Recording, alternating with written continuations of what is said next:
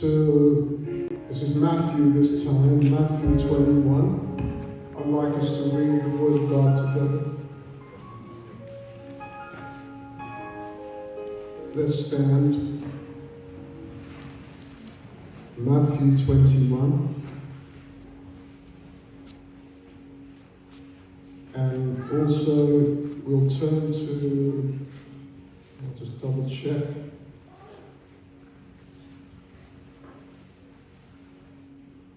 We'll do Matthew 21 and we'll turn to 1 John.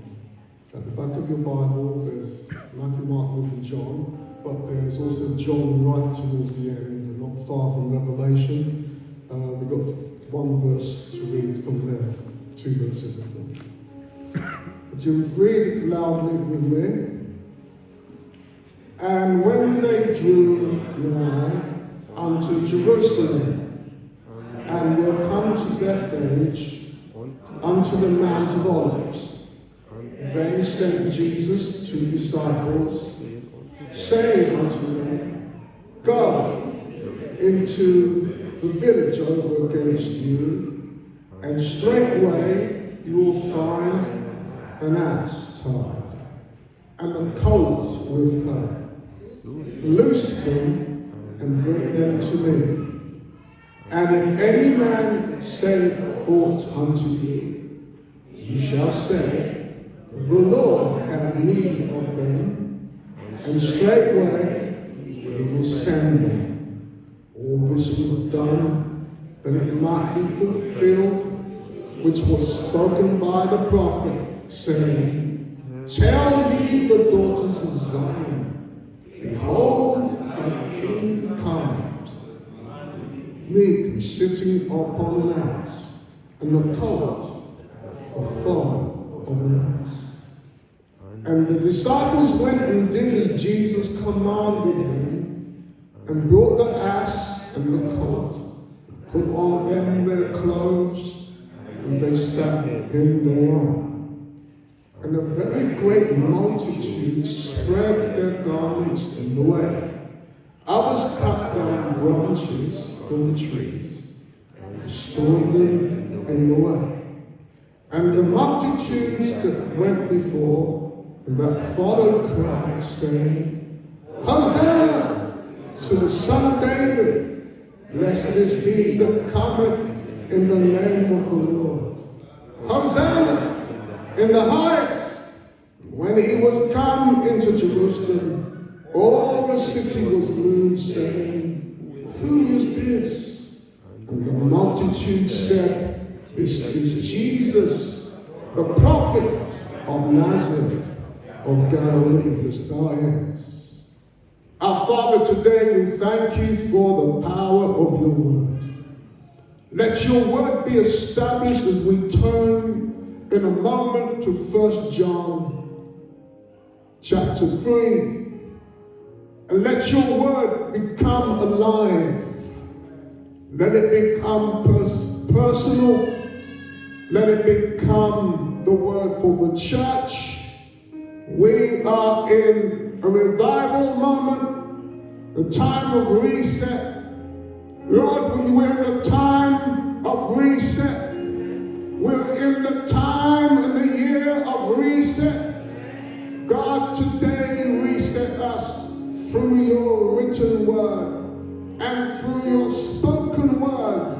Your word, the Bible says, you have exalted it in the book of Psalms. You said, Lord, you have exalted your word even above your name. So we put your word in the rightful place and be exalted now. Be exalted. Hosanna, Hosanna. Unto you the highest. We give you glory, amen. Now let's turn to the short passage of St. John. Is that up there? That's it. I'll read it at a distance with you. Let's read together after 3. 1, 2, 3. Behold, what manner of love the Father hath bestowed upon us, that we should be called the sons of God. Therefore the world knoweth us not,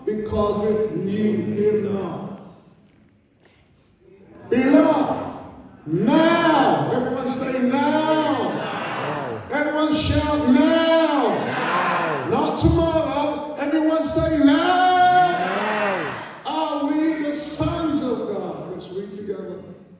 And it doth not yet appear what we shall be. But we know that when he shall appear, we shall be like him, for we shall see him as he is. That's it. Let's give the Lord a clap around the applause. Amen. Everyone say amen. Amen. Now, what is this all about? I'm going to tell you.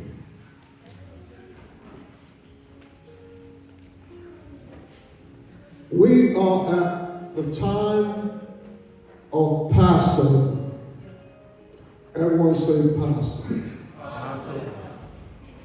And I don't know how many of you read the Bible to know what happened in the book of Exodus, or you've seen one of the films, The Ten Commandments, or Exodus. Amen? There are two great films been made now. And there are certain things that happened at the Passover. Can anybody shout out and tell me, hopefully I can hear you, what happened at the Passover? Shout it. The blood delivered them. Okay, so the blood was introduced. And the blood delivered God's people from 400 years of bondage. In that time, they lost their status. They lost so many things. They went into that nation, Egypt. They went in rich. And then the government there, I heard another preacher preach this, so I'm borrowing it. I'm not going to say it's my information.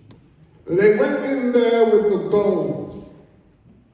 They went in there with silver. The Hebrews, who we now call the Jewish people.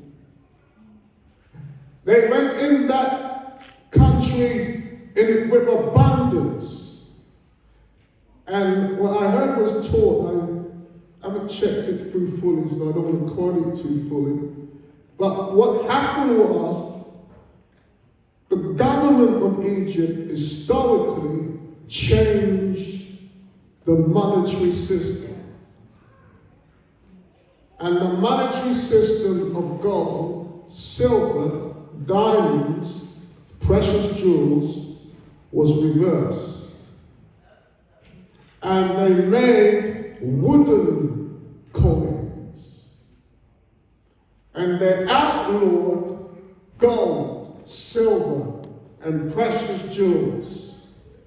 And so when the Jews wanted to barter and buy and sell, I said, that's not worth anything. But if you want to buy some meat, you got to give us gold. But the gold was valued as we would value a penny now, or 10p. And so they stole the gold from God's people by that system. But when they needed change, they would give them a wooden coin, which is a scarab beetle. It's a scarab beetle. You may have seen those in films, Indiana Jones, or you've seen The Mummy, or I don't watch all these films, but I noticed it. You see these beetles running down and eating people in a meal. Have you seen those sort of things? They're called scarab beetles. They'll go into the mouth, they'll eat the inside of a living being, and they'll turn into a skeleton in 5 minutes. And so the Egyptians put that scarab beetle on their wooden coins, and that became legal tender. And does it exist today? It does, because of the system of money and bartering. And that's why you must be careful about getting scammed by anybody who calls you to get digital money. I'm not against it if you're doing it, but I'm saying be careful with it. Just double check, treble check, quadruple check everybody if you are doing that. Because your money, which is good legal tender now, can be stolen by people who will literally destroy your finances. And Joseph went to Egypt. Amen. And his family came in, 70 of them. After 400 years, there was multiplied hundreds of thousands of them. In fact, 2 to 4 million came out with Moses from that one little family. But they stole their money. So God set up the system through and by the blood to reverse the curse.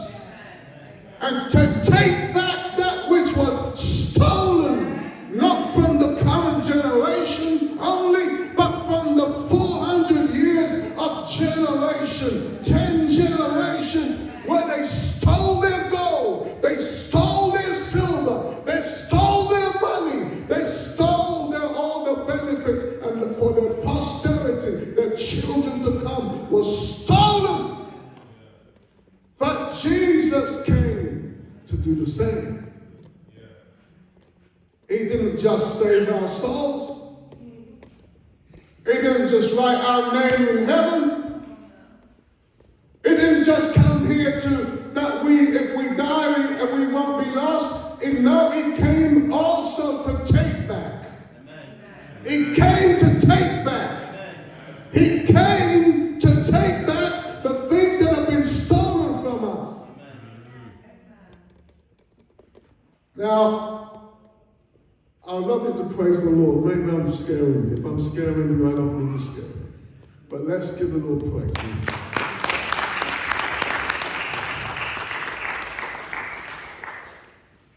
The Jesus inside of you and inside of me is a conqueror. What's inside me and what's inside you is a takeover Jesus. He's not passive. He's never sitting back and said, well, whatever may be. He isn't. He's a planner. He's a strategist. He's step by step. Every day with Jesus was plotted and planned with his Father. Every day. That's why we will get our building. We will have a building. Those who think we're sitting back and not doing much, we are searching. We have got agents on us every week. We get things on about buildings. It's happening all the time. We just want to land the right one. But we still have our eyes on this because God brought us here by a miracle. And miracles don't just stop like that. Come on, somebody. Give it all praise to him. So Jesus is showing us by Old Testament that there were rewards when Moses was raised up by God. Moses was a murderer. He killed somebody. He committed murder. So that means any of us can be used by God. Come on, somebody. The Apostle Paul was a murderer. He killed hundreds and hundreds of Christians before he gave his life to Jesus. That means God can use anybody. He's the writer of most of the New Testament. Come on, somebody. That means God can use you. God can use me. God can raise you up. God can use you if you let him. You got just to surrender. Give your life to him. He will use you. Oh, yes, he will. It doesn't matter where you come from. It doesn't matter where you've been. It doesn't matter what family background you, or whether you know your dad or your mother or not. It doesn't matter. You were brought here. God said to Jeremiah, before you were born, before you were conceived in your mother's womb, Jeremiah, God, I knew you. I plotted for you. I planned for you. That's the God that we serve. Come on, put your hands up and say, Lord, I'm ready. Come on, say the Lord, I'm ready. I'm Lord, ready. I'm ready. Everyone say, I'm ready. I'm ready. I'm ready. Come on, amen. Jesus never showed off his power for the 3.5 years that he was here. He never did anything spectacular for spectacularism's sake. He never did it. But on this occasion, he does something strange. He knew that within a week or two, week and a half, he was going to be crucified and killed. So what he did, the Father God allowed him to do, for him to show off a little bit, if I can use that phrase without anybody thinking that I've committed sacrilege. You understand what I'm saying? God allowed him to show his power. To show his power by his will. And he said, guys, I don't know which disciples it was, because he had 12 disciples, and he had another 70 that followed him at distance. So I'm not sure who went. And he says, guys, could you go to Bentley or Rolls Royce and go there? I want you to say to the agent. Now, Sister Ferguson, who's here, usually here most Sundays, her son, he is a salesman in a well-known car company. And if you go to a salesman and say, Mr. Duke, this one is the Duke, no one here is called Duke. Mr. Duke is said, would you please send the Bentley or Rolls Royce into Watford Town Centre because somebody needs it. Now, the agent is not going to do that. They want some money, they want the deposit, they want the signage of the contract. If it's a lease or purchase, they want some money and they want signing for that document before they will release the transport, the best transport you can find. Jesus went, he saw 2 animals, he knew, he could see them from distance. He said, go to the owner and tell them to give it to me. Because I'm going to lead a parade today into the city. And I'm going to be sitting on the best animals. I'm going to be in the best car you can find. Is anyone getting what I'm saying? Is this going over your heads? Does everyone understand? Jesus was not going to go into that town on a little donkey. He was going in on the best that could be found. He says, you will get me these animals that no one has been in before. No one has rid of them. No one. I'm not even sure if the animals were broken yet, to be domesticated yet, for anyone to sit on them yet. The point is, once the animals met Jesus, they cooled.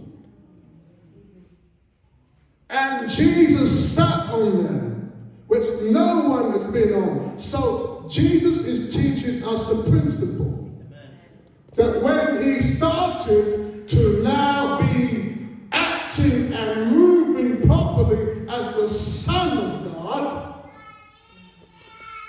things have to give way. Things have to give way for us. Things have to, I break the spirit that's trying to fight your mind. I said things have to give way for us when you're a son of God.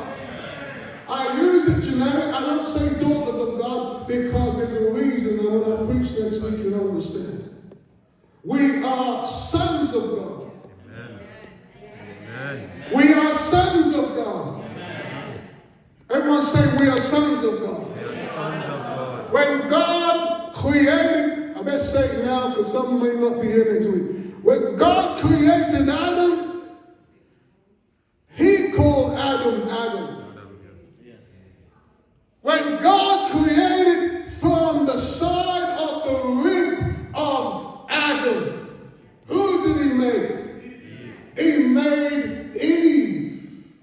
Who called her Eve? Adam called her Eve. God never called her Eve. God didn't call her Eve. The Bible says when the lady, the woman, and the man stood before God, he called them both Adam.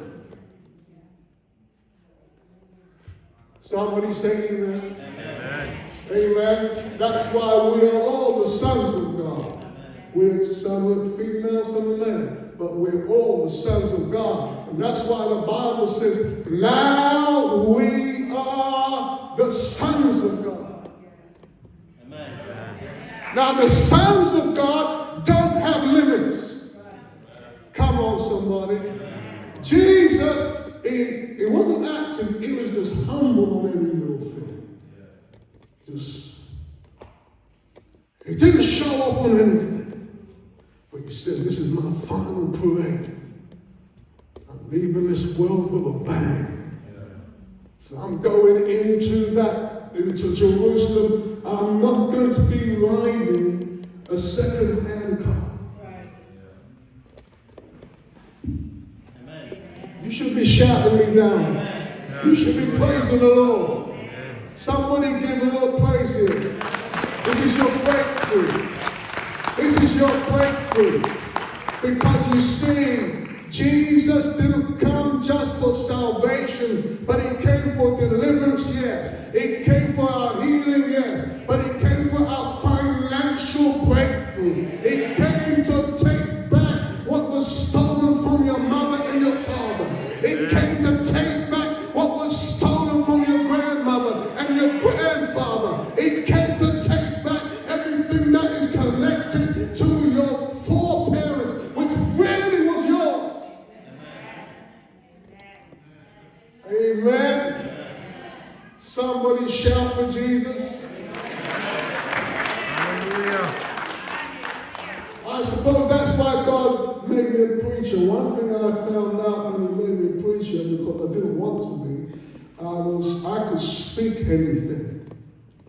Because I wasn't, and I still am not, I was never controlled by systems. I was never controlled by systems. I was never allowed it. Because God had to call me. He called me. He equipped me. Not man, because man never wanted me to be a preacher. But God wanted me to be a preacher. He equipped me. He empowered me. He anointed me. That's the difference, my friends. That's why you see, you don't allow man to build you up. If they build you up, they will pull you down anytime. But when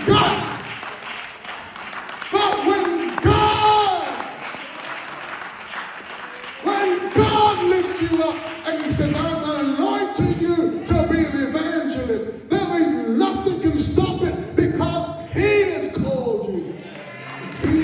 God calls, he will equip. But if man promises you, oh, follow me, I'll put you in position. I want you to do this. Don't believe that junk. Because if man puts you in a position, they can pull you down when they're ready. Why? Because God didn't set you. God has to set you. He has to put you in position. Does he use men to do that? Yes, he does. When those men are humble, when those men are truly called, when those men are truly equipped, or women are truly equipped, then he can use them to put you in position. But nobody can give you a position. The position comes from God. seen when they put people in position. I'm not preaching about position, but it's just come. I'm just saying, you cannot depend on the promise of a word of a man. They will change when it suits them. But when God places you, when God puts you in, nobody can move you. Amen. You should give it a shout. There's some of you want to shout, and you're letting other people bind you from shouting because you're intimidated by them. Don't be intimidated by them. Understand what God is saying here is the word of God. He's trying to tell us that Jesus finally steps out of his restriction. He's leaving this world. So he wants to give everybody a tonic. I'm leaving here, but I'm going to show you who I am. I can say anything here, and it will happen. Come on, somebody. Come on, somebody. Come on, somebody.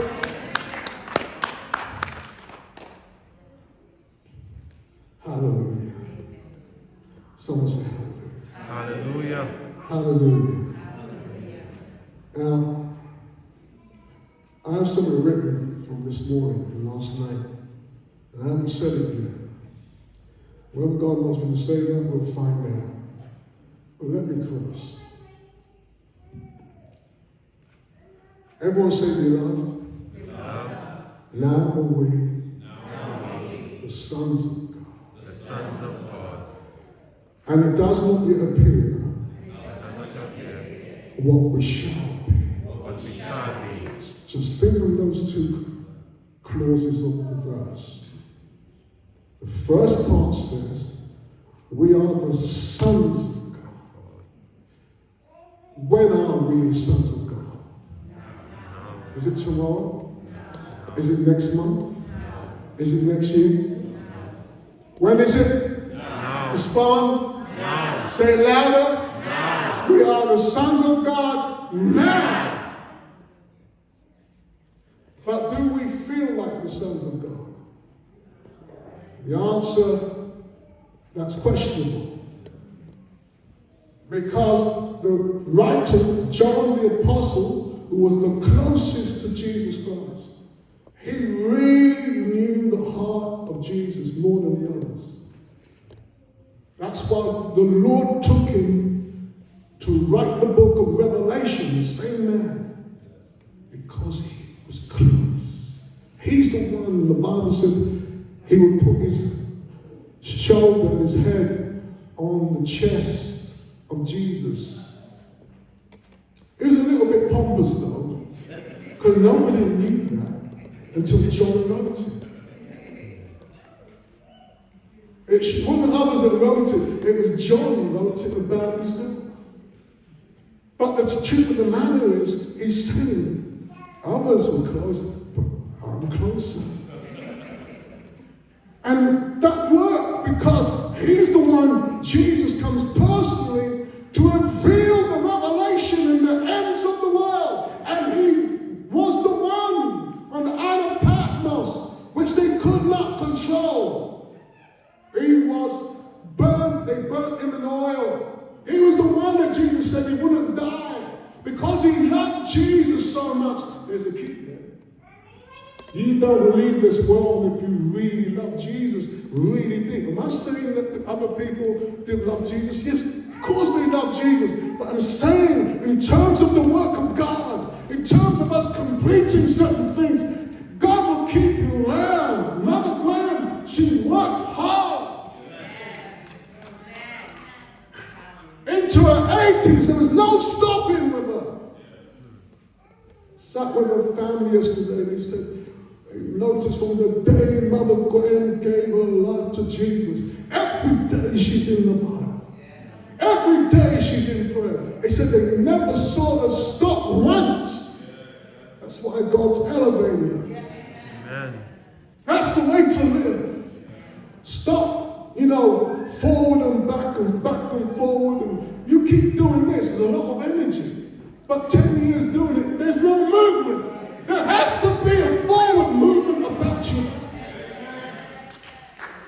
What's in you is forward movement. There's no marked timing with the Holy Spirit. Come on, someone. That's why John wrote, beloved, he says, friends, now are we the sons of God. And he's relating us because the Son of God was going to march into the town in the Bentley, sitting there. I know it's blowing some of your minds. You know, it says the Bible don't say that, but you have to think how the Bible's written. Were there cars around in the time of Jesus? The answer is no. Were there special ways of travel that could move you from A to B outside of an animal? The answer is no. You could sit in a car, maybe. He didn't want to go into a car. He wanted something that was fresh, something that was precious, something that was new, something that he could sit on to show everybody, wow. Jesus dressed up that day in his regalia. He looked good, I'm telling you. He came in there like a king. That's why they said, Hosanna, Hosanna, Hosanna. They threw down the palm trees, the branches, and they made way for him. Everyone say, make way. We have to make way. We've got to allow Jesus to walk through the church. The church belongs to him. It does not belong to me. We have to make way. Our job is to throw down your branch, throw down your worship, throw down your praise. That's our job, and that's how we make way. Someone say hallelujah. Hallelujah. Someone hallelujah. Hallelujah. Someone hallelujah. Hallelujah. Someone Hosanna. Hosanna. Someone Hosanna him right now. Someone say Hosanna. Hosanna. Now, the writer says, but we know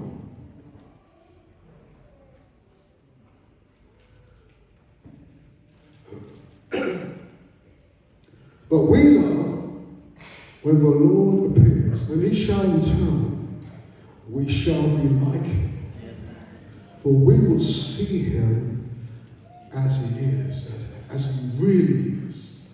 But this little break that says, now we are the sons of God, but the righteousness, but it does not yet appear. It does not yet appear what we shall be. And that's indicating that when the Lord's return, we can't quite measure that yet. But we want to measure where we're going, what's heaven like, what are we all going to look like? Will we all be young? Will some get younger? Will some look older? We want to know. We don't know. I've been to heaven. I could answer some of those questions because I've been there. I'm not going to do that. I think that what's important to know is that while we're here now, we're the sons of God. Amen. And so being the sons of God, what does that phrase mean? The term sons of God was first introduced to angels. It says in Genesis and Jeremiah in the Old Testament that the sons of God leap for joy. Angels are called sons of God. And the angels that fell, before they fell and became demons and evil spirits, they were called the sons of God. How many of you knew that? Good. It's in the Bible. They were called the sons of God. And some of those angels, they crossed boundaries in Genesis chapter 6. And they started to fall in love with the daughters of men. And they started to have sexual relationships with daughters of men, women. And God came down with wrath. And he swooped all those angels up. It's in the Bible, read it yourself. Genesis chapter 6. And he swooped them up, and he opened up the earth in a place called Tartarus. And he threw them in there. He said, don't you dare, no angel, don't you dare ever have relationships with the women on this earth who are the children of Adam. God stopped it. And you see the earth and where it's at right now, and the way God has used this ministry to do the super soldier. 30 years ago, Pastor and I stood up in the pulpit on a Sunday like this, 1990, and I preached and I said there is something coming on the earth in which we now call the movements of sexual diversity. Without me calling names, I said it in 1990. There were preachers that came to that service from the organization in which I served. Some of them just got angry, said, you shouldn't be saying that. And they taught 1990 now, and I was right. Because I'm the Son of God. Amen. The Spirit of God speaks to sons of God. Sons of God will click with what God's doing. I said it, and I don't regret it. When people came to me and said, you seem so far ahead. Then when 10, 15 years came, they said, Pastor McLeod, that's what you were saying. You said it back then. I don't gloat. I'm not gloating now. But I said it. And we've been saying things. Pastor and I got up on YouTube and said, we're making a stand. People laughed at us. People mocked us. Said, you shouldn't be saying all that in church. There was no one out there to support us. We were on our own. The people who were old-fashioned Pentecostal preachers and all kinds of group, Baptists and everybody else, they weren't doing it. Everyone was scared. Suddenly we're getting a breakthrough. God's answered our prayers. The other ministries of people standing up and speaking. But there is a slight, let's put it the way the Lord wants me to say, there is a major fault. You know what the major fault is? Because we're not asking people to try and change themselves. Stop living that lifestyle. Doesn't do it, my friends. Not for 80%. 20% who may have gone into those types of relationships, same-sex relationships, might be able to stop and live and say, God, forgive me, blah, blah, blah. But others can't. They have to have the masterful power of God coming in to rip out that force. And cast it out. That's it. That's why Jesus was the Son of God. And he came down here. When he arrived at the age of 30 now, he's looking around to cast the devil out anywhere he could find him. He found the devil in people of mental illness. He found the devil demons into people that had fevers or sicknesses of different kinds. And Jesus would address it and said, you spirit, come out. You spirit of infirmity, come out. You spirit of whatever, come out. Some weren't, some were just healings. But most of Jesus' ministry was casting out spirits. And that's why people can't get up and talk about those sexual diversities and say, just change.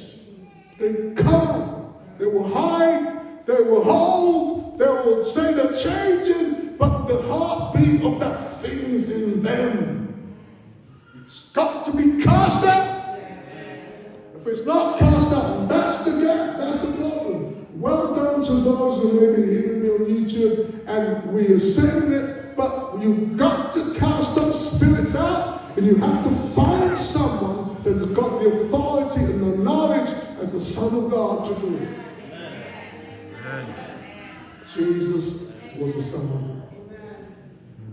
Now are we the sons of God. I'm going to say one phrase. Come back next week, and this is going to explode. Amen. Hallelujah.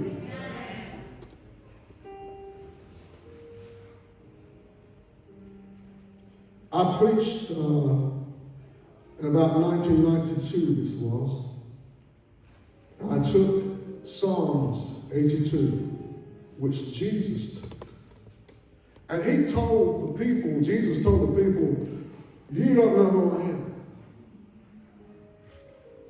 And they were playing with words, as people do. And he had to correct them. And they did not agree that he was the Son of God. And they did not agree that he was the child of Abraham. And the Lord Jesus had to correct them and said, you people need to understand what God is truly doing.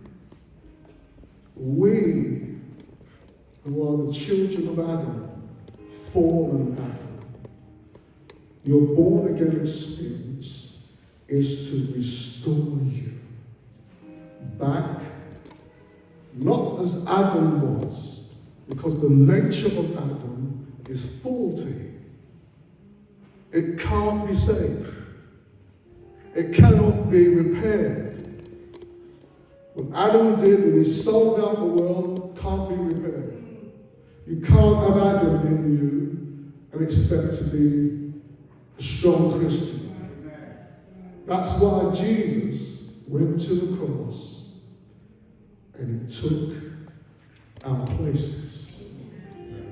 And on the cross, he did two things. He died for our sins to wash our sins away. But more importantly, it was to kill Adam and destroy Adam completely and wipe him out. Why was it necessary?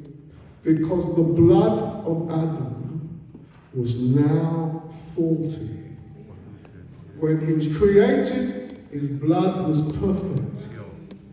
His blood would live forever. That's why the Bible says your life is in your blood. And if we naturally die, that is the blood of Adam. So what Jesus did, he substituted himself, being the Son of God with no sin. And we have to receive him into our hearts. So when he comes into us, he starts to take over the old Adam, and the ways of Adam. Adam was relatively good guy. He made the mistake, but he allowed Satan to come in and poison his blood. Yep. And so that's why he got older and he died. Jesus came as the one who committed no sin. He was the second Adam. And he came to put away the old Adam. And he took the old Adam and he nailed him to the cross. And he took on the cross all the sins of the human race that came through Adam. All sin, unspeakable sin, unmentionable sins, unimaginable sins, and wickedness went into the body of Jesus when they nailed him to the cross. We owe him. You owe him. You owe him your life. You owe him. Don't let people in this world fool you. That's why Minister David said things he said. He's been with me. Mother Graham's been with me. They know. I preach. I leave here Back in the day, I won't just finish preaching now, I'll be off to another place. Mother Graham will go with us. 3 of us in the car. We get sometimes into a place where you know the people are hungry, but there's something in the atmosphere holding them. I said, Mother Graham, come and pray. She was a little lady, a powerhouse of God, stand up and begin to pray. And she was speaking in tongues. Whatever's in the atmosphere was snapped. And it was then easy for us to come and minister. We honor Mother Graham today. She was a son of God. She is a son of God. She's in heaven right now. And if she could talk to us just for 2 minutes, she'd come. If she could, it would change our lives.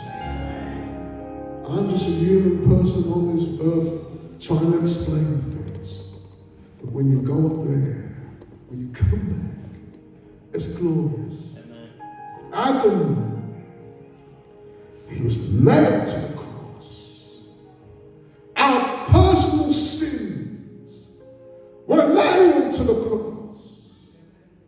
That's why Passover is here. The next 10 days or so. Realize it's all changed for you. I'm used to hearing church Passover, it's Easter. I'm not against that. I don't have any problems. I used to love Easter eggs, so Easter was my favorite holiday. But let me tell you something. Jesus gave his life for us. Serve him now.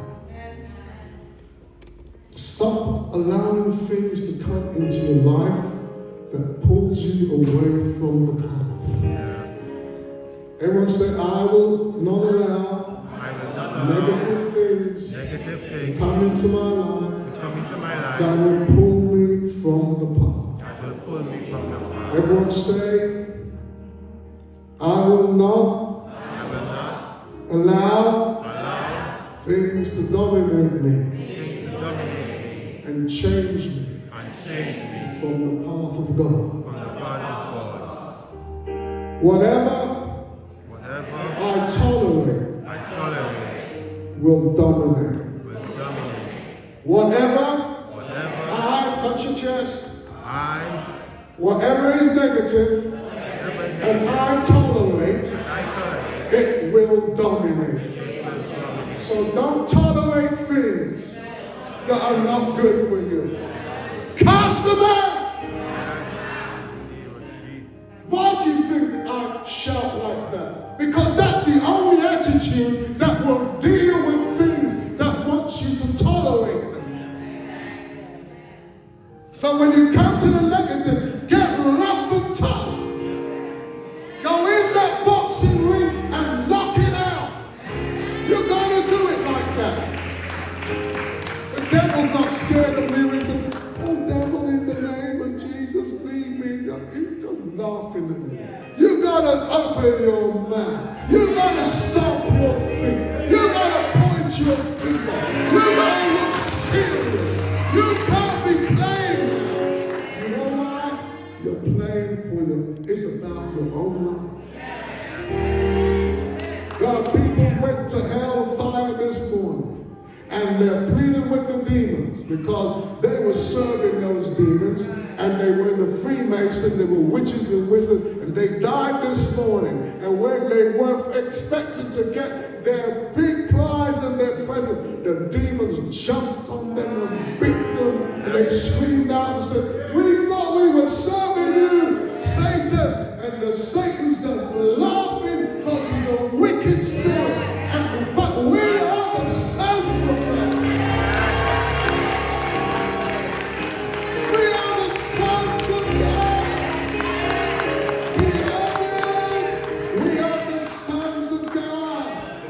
It does not yet appear what we shall be, but we know when he shall appear, we shall be like him, for we will see him as he is.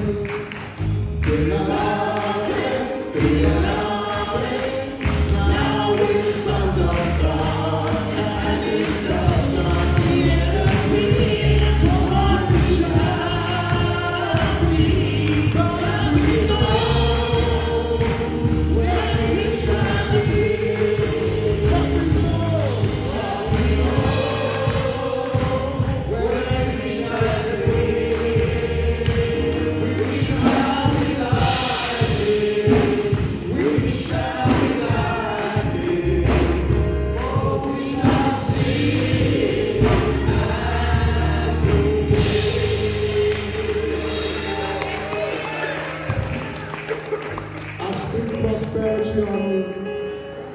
In this Passover season, we call into effect the returning of your finances. We are not a part of this world system of finance. We are outside of the world system. You gave, you're proving that by the tithes and offerings that you gave earlier. That is making a statement that you are not a part of the world system because you banked your money today into the kingdom of your heavenly account. The heavenly account in heaven doesn't have 2%, 5%, 10%. There's nothing like that. It has 100 times. It has 50 times. It has 60%. It has double. It's 1,000%. Give God praise for your church. We are the saints of God. Give him a clap. Come on. Give him a shout, somebody.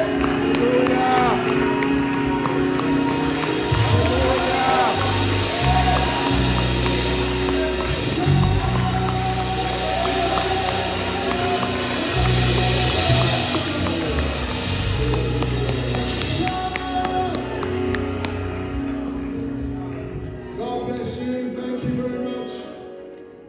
I'm going to teach you again about the shout. I'll teach you about the shout. We've had last 2-3 years, we've had different people coming in, wonderful people are with us now. We have to teach you about the shout. The shout. Somebody say the shout. Shout. Someone say the shout. Shout. Lift your hands up one more time. Lord, I thank you for these wonderful people that you've given to this church. I'm asking you, Lord, to look after them. Take them home safely. Keep them from harm and danger. Let your angels gather around them. Protect them at all times. Father, we rebuke the devourer. We rebuke and we reverse the power of Egypt. God, we command the blessing, even that was on your unruly people. The Hebrews were unruly. They did not obey you properly as we do. But you kept them from sickness. Their clothes grew with them. Their shoes never wore out. You gave them food every day. They were never lacking. So Jesus, the Bible says in Hebrews that you brought a better covenant. You brought better promises. You are the Son of God. God, put in our mouths, put in our daily lifestyles, the ability to say something out of our mouth positively, and it will come to pass. Because, beloved, now are we the sons of God. We are on the same level as your Son Jesus, who made us heirs and joint heirs and made us royalty, royal priesthood. That's who we are now. Oh God, change our minds. We will not tolerate the devil telling us we're something else. We will not tolerate the devil speaking into our ear, telling us we are losing. And in the name of Jesus, because if we tolerate him, he will dominate. We rebuke him now. We cast him out of our homes, out of our families. We cast him out of our children, our grandchildren. We cast him out of our workplaces. We cast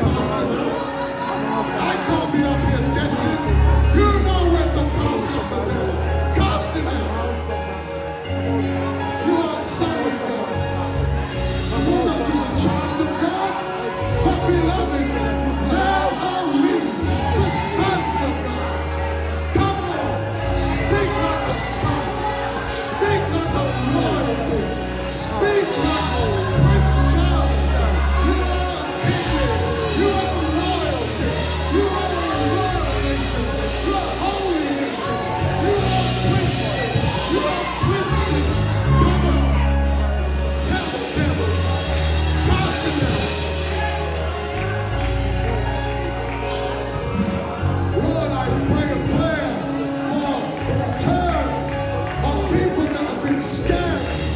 People have been cheated. We call